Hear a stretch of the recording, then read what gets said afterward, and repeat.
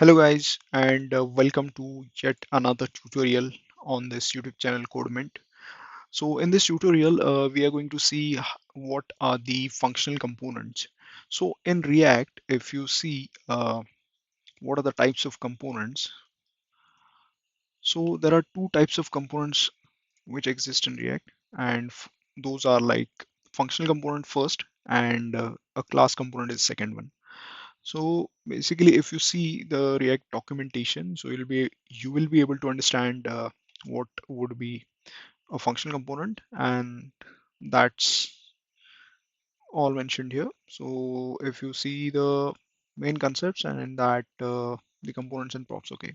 So in this section, you will see the functional component, and that's a plain JavaScript function, and that function will return a JSX element or JSX or a DOM element. And second would be a class component, and that will be ES6 class, and that also returns the same JSX or a DOM element. So let's see how we can create the first component, and that would be our functional component. So let's create a folder. Let's create a folder, components, and in that I'll create the first file. That would be dashboard.js. So this would be a functional component. So first I'll import the React libraries, and secondly I'll define a function, and the name of the function would be the same as of the name of the file, and this will return a div element and hello from dashboard component. Okay, now we have created the function which is dashboard, and it is returning a JSX. So after that we have to export it. So for exporting, there are two types. First is default export, and we will see what is the difference between these two. And the second is named export. So this is a default export. Now first I'll render this on the app.js file. So the current view is like this. If you refresh it, is it running? No. Okay, I'll start the server again with npm start. And currently whatever is there in the app.js, so that is the view is actually rendered from this one. So I'll remove everything, and I will add the selector as dashboard. So once I just mention the selector, okay, so it has automatically opened the tab, and I've not saved the file yet. So once I type this, I'll just press Control and space, and it will suggest me an import. So I'll click on that, and I'll just save it. So it has recompiled and rendered the view as hello from dashboard component. So this is as simple as that. So a functional component is basically a plain JavaScript function which returns a JSX, and also I can write it in the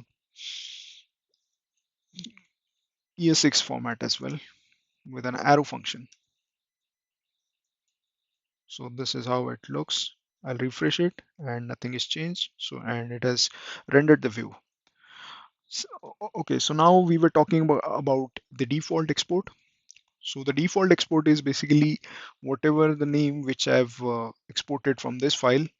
So I can choose any of the names as per my convenience. So instead of dashboard, I have selected as my dashboard at both the places, and I've saved it.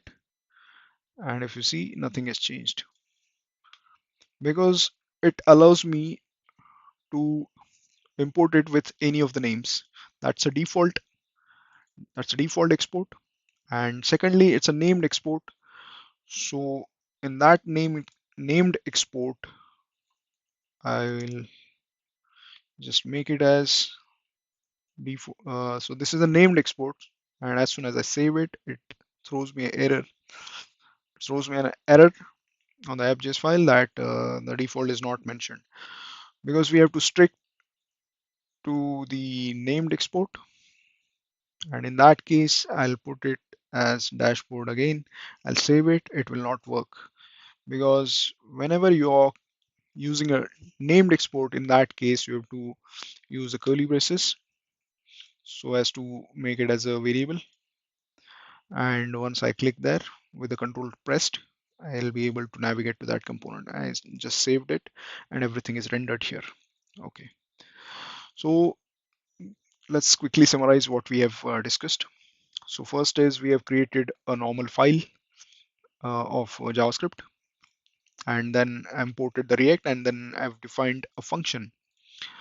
So I can define a function in ES6 format as well, and in the conventional JavaScript way as well. And every function returns something. So this function is returning a JSX, and as we know, like we have to export it so as to import into other file, and so we have done it using this.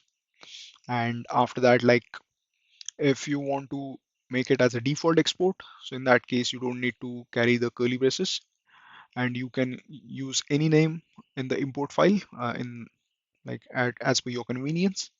And if you want to, if it is having a default export, so in that case, as we already know, we don't need to use the curly braces, and we can use any of the names as per our convenience for the default one, and for the named one we have to use the curly braces, and like this way it works. Okay, so this is how functional component works, and in the next tutorial we'll see how the class components will work, they how they operate, and what are the features of it. All right, then that's it for now. Thank you very much. Keep sharing, keep liking and commenting on this video, and keep watching the playlist. Thank you very much. That's it.